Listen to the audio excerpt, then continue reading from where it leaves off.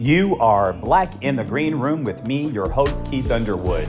And this is your spot for real talk about entertainment with entertainers, creatives, and showbiz professionals. My guest today is the producer of the television series Blackish, Grownish, and Mixedish. And he is also the producer of the films The Blackening and the 2023 remake of White Man Can't Jump. Welcome to the room, EBrianDobbins. Hello. Thank you for having me. Thank you for being here. How you doing today? Pretty good, man. Pretty good. Not bad. Good, good. Springtime. Right. That's always good, right? What do you love most about spring, man? If I'm honest, March Madness. I just got back from Vegas. Become my annual trip to Las Vegas for the opening weekend of March Madness. Ye- So Yeah, I saw the final game. I was there as well, but only yeah, for that Saturday. So yeah. yeah. Brian, what do you love most about producing? Well, I mean, you know, my for clarity, what I do the majority of days, I'm a manager, right? So, Mhm. by virtue of being a manager, I've produced projects, a lot of those alongside the clients that I represent. Um, and I was having a conversation with some of the younger folks that work here at my company, Artist First. As a manager, you're kind of producing all day, every day anyway. Mhm. You are working on behalf of the artists to move their projects, their endeavors forward. And,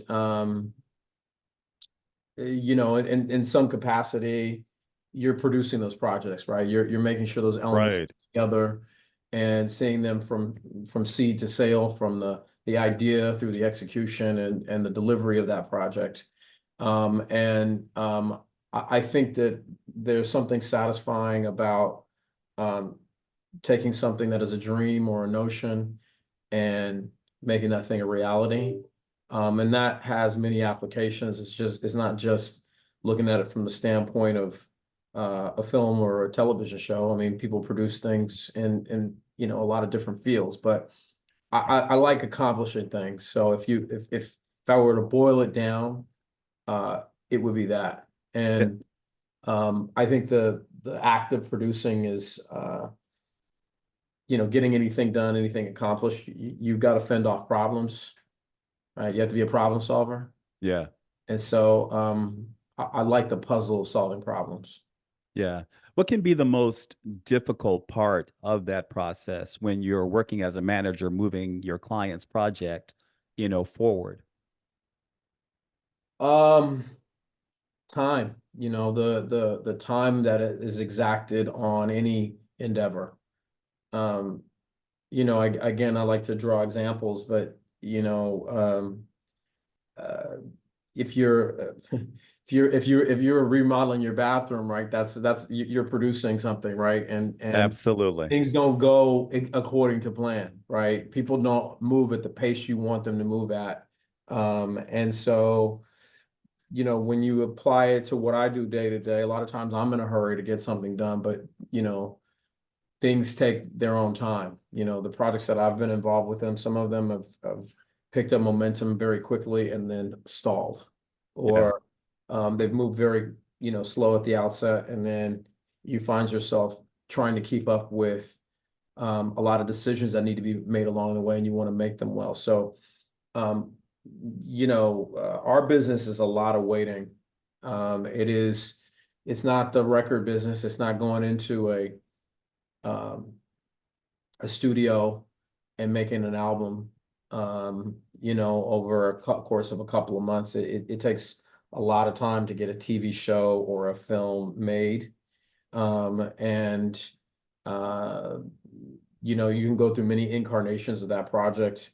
And so sticking with it and making sure that you are um, creating momentum and catalyzing that project day in and day out when I have so many other things going on. So that's a real challenge, and it can be, it can be daunting. So I really have to have learned the right amount of patience. I went to UCLA, so one of my favorite sayings from John Wooden is "Be quick, but don't be in a hurry." Right. I'm a UCLA grad as well. So Oh, yeah. how about it? Go Bruins. Go Bruins. So I was a publicist for years, so I understand managing clients. What is your secret to managing expectations of those clients? Transparency, right? Clarity, um, and trust. And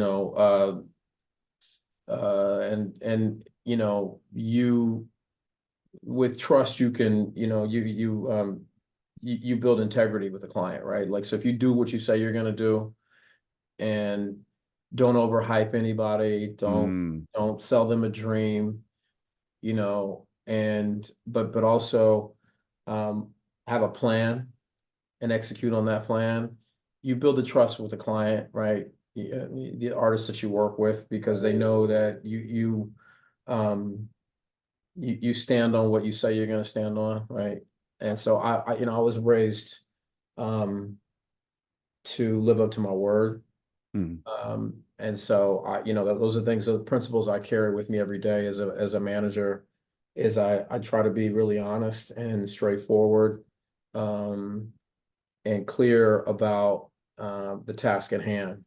Because as I noted just a second ago, it's a hard business, right? Like, Hmm. you gotta be dedicated to this. This is not, there's no get rich quick. There's no success doesn't happen quickly. You can have moments of success, but Mm. what I'm always looking to do with the people I work with is, create careers. I've been fortunate enough to be doing this for a long time. And, um, I've seen clients go from, apartments to homes to marriage to kids in private school to graduation, right? Right. And, um, I feel like I had a part in that, right? Like, I feel like I've added value to the equations of those people's lives, because being an artist is a dream, right? Right. This is not like, I mean, you can kind of go to school for it, but just because you go to school for it doesn't mean you're going to make it, That's right? right. Um, I think there's a certain amount of success that comes with going to law school, or, being a doctor, or, an accountant, and being an artist is like kind of, it's just a ethereal thing, right? It's a dream. And, oh, yeah, we live in LA, and there's a lot of people who want to make it, right? There's a lot of people That's who right. want to be successful, and but not everybody can do it. And if they do it, can they sustain it? That's Can they right. can they have sustained, growth, and, a career, and rely upon, this business, and not see it as just kind of a job? Right. And I think that's it's a special thing, and Yeah. I feel a part of, a lot of, uh, people's success stories. I think I've added value to those people's lives, and so it's meaningful to me. Um, so, back to your, initial question. I try to deliver upon, my part of the value proposition. And, you know, when I sit down with somebody initially, I talk about the future. I lay out a game plan. I have a strategy for that game plan, and I go, really hard every day to make sure that, you know, that I deliver on my end of the bargain. Right. Right. So growing up, looking back at your life, what was it? Was there anything that you saw that would make you the producer that you are today, or the manager that you are today? That's a good question. I think about that from time to time. I was raised by my grandmother and my father. And I was brought up to believe in hard work. I was Mm. kind of forced into it. Right, right. Um, but I think the other thing that I was instilled with is this that they just never let me make a lot of excuses. Mm. I wanted to make excuses. And And I that's definitely applicable to what you were just talking about. Yeah, Yeah. yeah. I wanted there was, even in my 20s, like I got to a place where I found myself making excuses and Mm. blaming other people from time to time for things that happened to me. But, there was a guy that I worked for, an agent when I first started. I worked at United Talent Agency, and there was a agent I worked for, and he had been in the military like my father. He was my, oddly, they were both in the Navy. And he said to me, this is my first job on out of the mailroom at United Talent Agency. He said, Dobbins, you're always making excuses. And I said, I'm not making excuses. The reason and I caught myself. I started to make an excuse. And I thought back, I said, you know what, this is exactly how the thing that I was raised not to do, right? And um, I think that when you look in the mirror first versus looking outside, um, it gives you a lot more strength, right? Hmm. I think if you're always looking outside for your problems and blaming others for your problems, you're a victim, right? You're constantly in the Absolutely. role of, you can put yourself in the role of being a victim or victimized by other people's actions. And so I got a lot of strength once I started to own my part in my journey. Hmm. And, when I first started out in Hollywood, I wouldn't call Hollywood the most progressive place on the planet. I agree with that. Even Yeah. now, Yeah. but when I started in the mid 90s, and it was um uh far less equitable to Black people, Hmm. and minorities than it is now. It's better now for sure. Still a long way to go. Our world has a long way to go.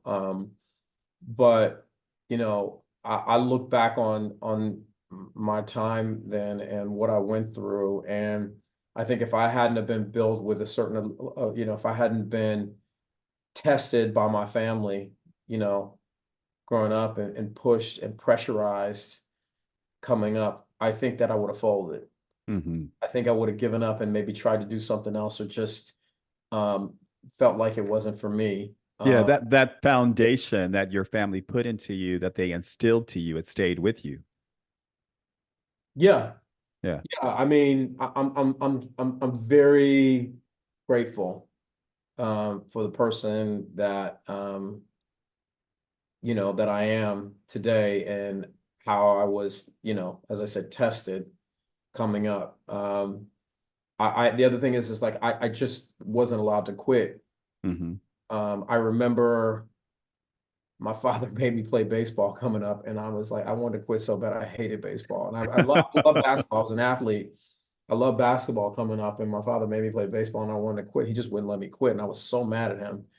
Um, and in retrospect, I wish I could have quit, but he did it because I didn't like it. But Right. I never got I never got the sense that it was okay to just walk away from something. So I think that this what a lot of being a professional is about, and what success is about, is showing up every day Hmm. when things are the hardest, right? When things are really difficult and you don't want to be there. It's like, you know, it's like exercise, right? The days when you really don't want to go to the gym, you're like, oh man, but like if you just show up, a lot of times you'll just get on that bike, or you'll lift that weight, or you'll do that extra sit-up because you're already there. And so a lot of what has happened for me is I just kept showing up every day. I just, in spite of what I viewed as, these aggressions, microaggressions, institutionalism, Mm,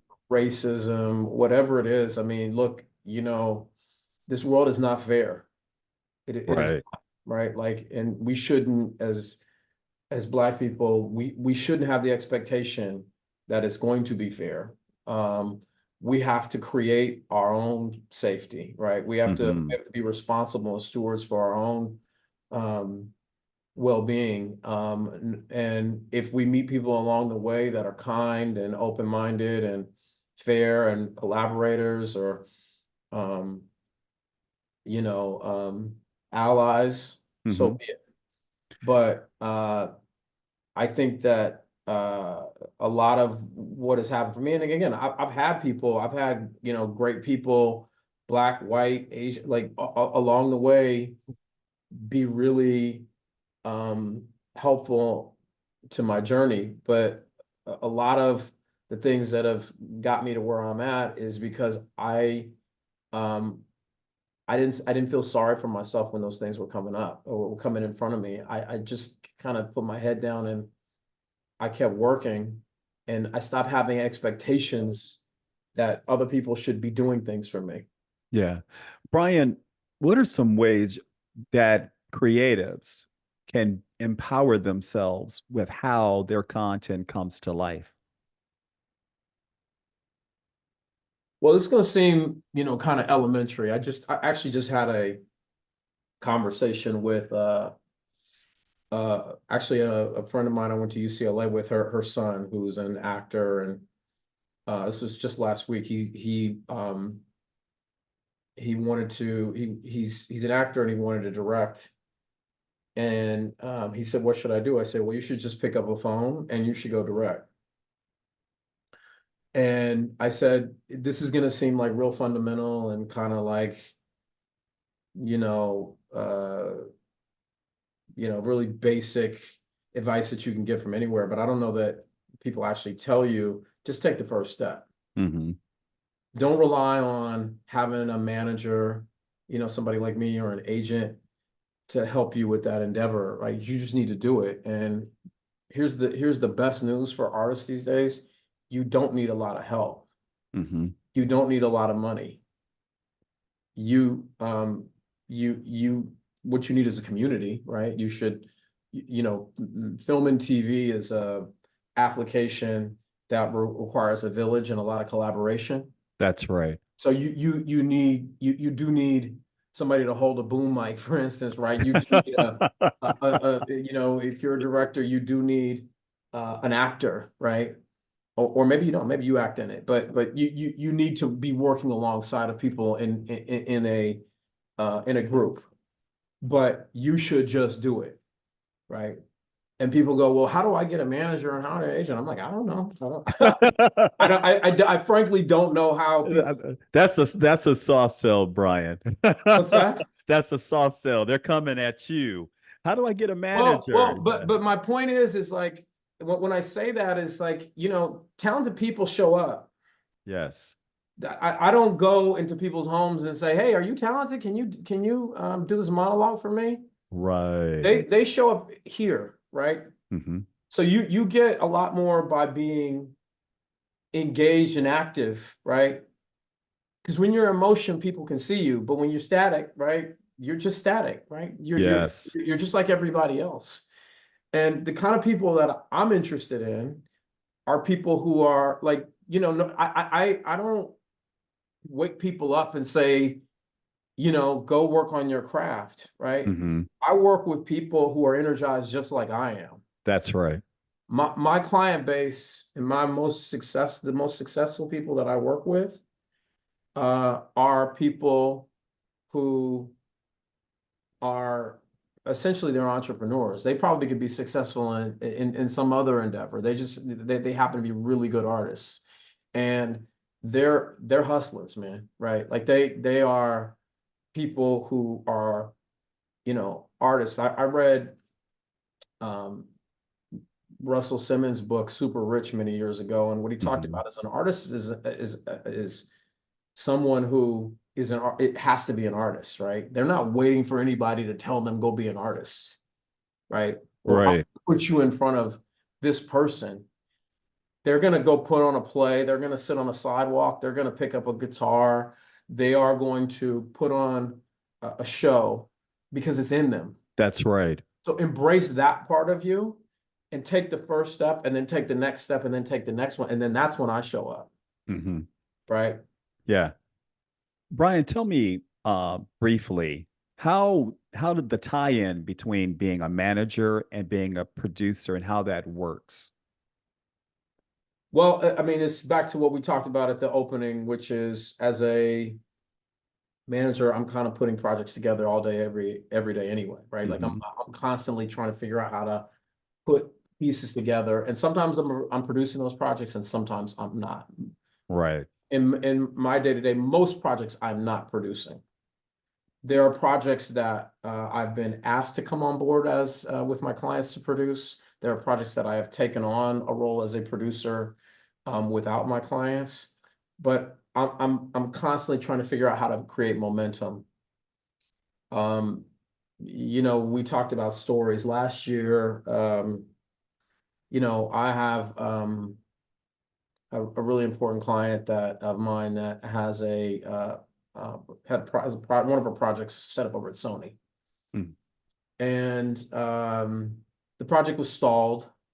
And I, my colleague and I called the executive at Sony and said, listen, where are we with this project, right? It feels like we're not moving things forward. And then he prescribed a really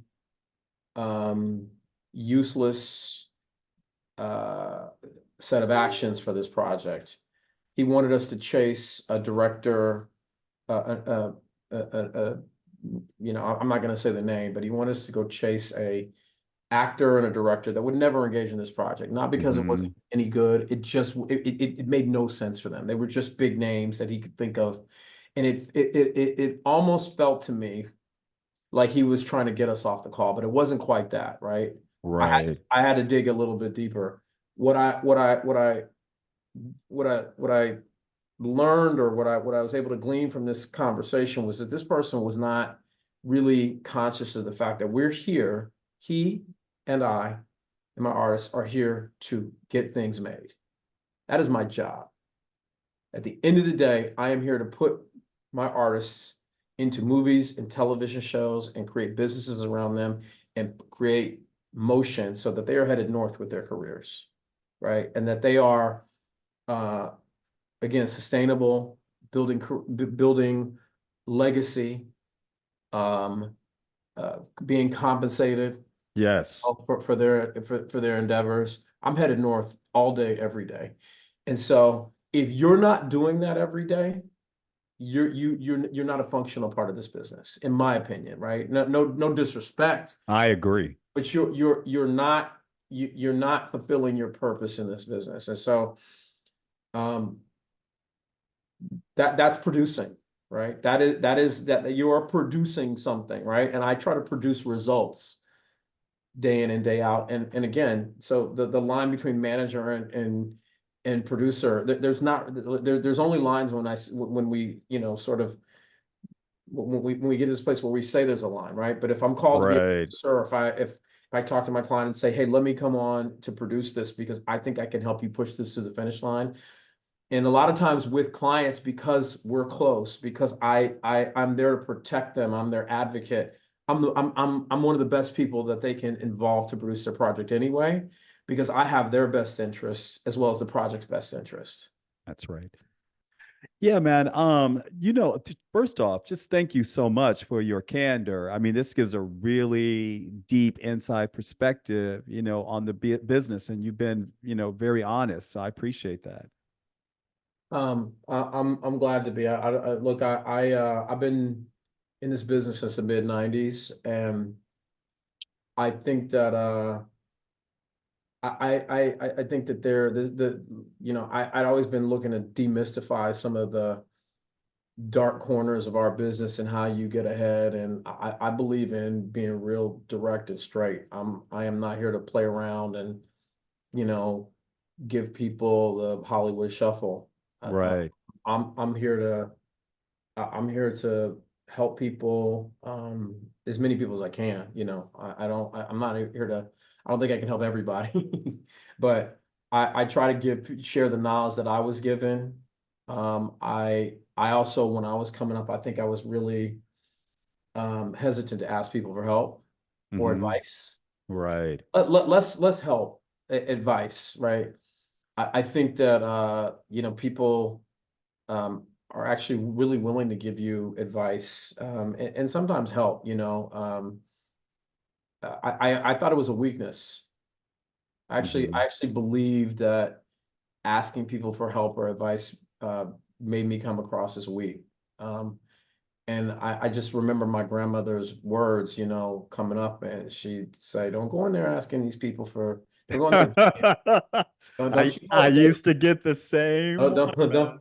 don't go up in these people's house begging." And so Right. I just, I saw it as the weakest part of me.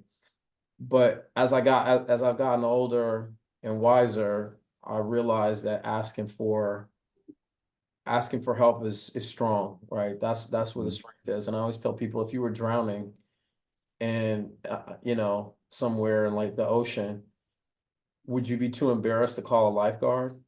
Oh, I Mhm. don't want to call a lifeguard. I'm gonna look crazy out here. I'm out here drowning. I won't call a lifeguard. Right. You better call a lifeguard, man. You better ask for help. That's right. Get that lifeline. Yeah, So March 27th, the final season of Grownish. Grownish started streaming. yeah. What are you going to miss the most? Um, I think that at the moment it is the last of the franchise, the Ish franchise. Um, Grownish went on for 6 years, Blackish for 8, Mixedish for 2. I think that it's the last that we're gonna see of that group of folks. Um, and it was also an outstanding uh, crew, line producer, Hmm. um, showrunner, cast. It's the people. No, nothing is successful without great people. That's right. And Disney has been an outstanding partner throughout. They've really supported the show. They marketed the show well. They backed the show. In six seasons, you can't imagine all the things that come up and all the problems that need to be sorted out and um, all the unexpected glitches. And so um, my relationship to the studio um, has been really meaningful for me. They've been really great partners, better than any I could have ever expected. These when you're a manager or a representative or an artist, you often find yourselves kind of like you sometimes you can see yourself at odds with the studio, right? You Right. see what you want and what they want in completely different stratospheres, and not you could be not aligned. But I think that has not been this experience at all. It's been really special. Um, and um, it's not perfect, nor would I expect to be perfect. No relationship is. Hmm. But it's about as close as you can get um, in my capacity to having a perfect uh, set of partners. Yeah. What resonated with you personally most about the Ish franchise? Um, just being part of something really special that is I think will be remembered for a long time. I started out representing, Kenya and Anthony, and then Tracy. I represent Marcus Scribner with Hmm. Cornish, and Was part of casting, um, Blackish, and part of the, in the conversations of casting Grownish. So I think we've done something that stands the test of time. The things that were explored in the Ish franchises were things that were meaningful to people. I think, I still get lots of people who tell me their kids are discovering these shows. Mm-hmm. One of the craziest compliments we would get is that, well, first of all, one of the best compliments we would get when, particularly with Blackish, is people would say, it's one of the only shows I watch with my kids or my family. So it's a show we all watch together. That kind of thing doesn't really exist anymore. People aren't gathering Right. television for one program. And then I think the other thing is like, I'd have white families and Latin families and Asian families, and they say, these are just like my kids, right? This is exactly what I go through. So and the funny thing is like the show was intended to be, this is through a Black lens, right? Like we weren't Right. going to be anything else. Kenya and the writing, staff, and Anthony and Tracy and Marcus and Lawrence and Yara and Miles and Marseille, like they're Black all day, right? So All day. it's a Black experience told through Black people. But what we always feel like is when you do something the right way, you do it well, it's universal, right? And it's going to connect with that human element. The more specific it is, the more universal it is. It's a very strange relationship. I mean, it's like when I go to my barber shop and my barber Pooh is like, yeah, he's like one of my favorite shows is Game of Thrones, and I'm like, oh, okay, yeah, right. It's like I just love it, So I think that we created something specific for many people to Yeah. enjoy. Yeah. If anything, Brian, gave you pause or caution when that script was thrown on your desk or when you received that email about Blackish, what would it be? Gave me pause. Yes. I mean, honestly, nothing. Yeah. I think that yeah, I don't think there was much that gave me pause. I think that what I always wanted to do, and what I look to do, is encourage my artists to be themselves, right? There's only one them, right? There's only one you, there's only one me, right? So like when you lean into who you are and you can bring out the most entertaining parts of who you are and tell that, share that with people in an entertaining way. I want you to double down on that and triple down on that. So there was not a lot that gave me pause. I mean, I can tell you that the title gave some of our folks pause initially, right? Right. I think that I learned a lot about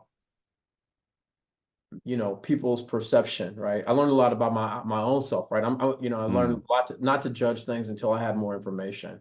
So when we went to go, when Blackish was picked up and was going to series, we did tastemaker screenings in New York and LA and Atlanta, and I would, we'd be standing there, and sometimes we see people we knew, sometimes it'd be people we didn't know, and they'd be like, "What is it? What's up with this name?" Right? What is this Blackish? So we would say, what, just watch it, right? Yeah.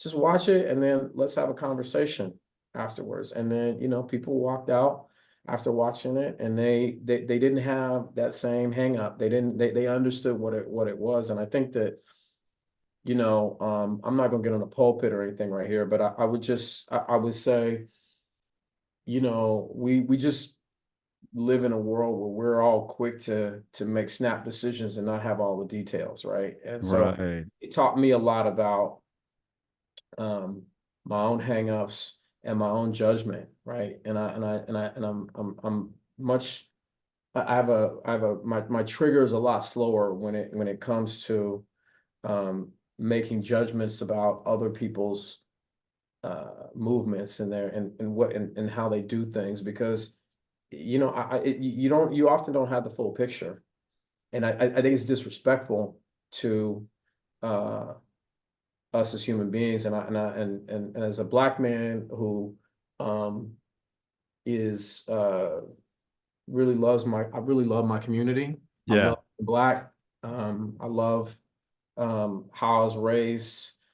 I love my culture. One of the things that I would hope for is that we are not so quick to judge one another.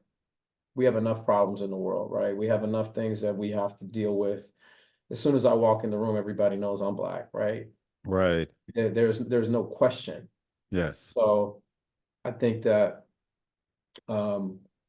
what we could do is give each other the benefit of the doubt a little bit more.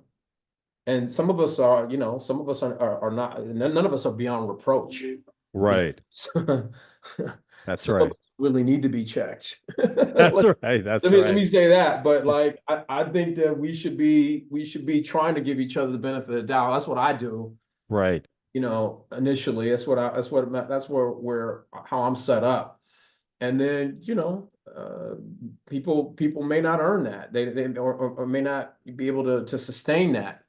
But I think that, what I came across early on with our show is there was some judgment, there was some rush to judge, and there's some I saw things written about my client Kenya, and our and I will tell you that that is a individual that has looked out for more of our folks than almost anybody that I know coming up. And same with Anthony, and same with Tracy, and like these are and Marcus, these are people that are really supportive of their communities.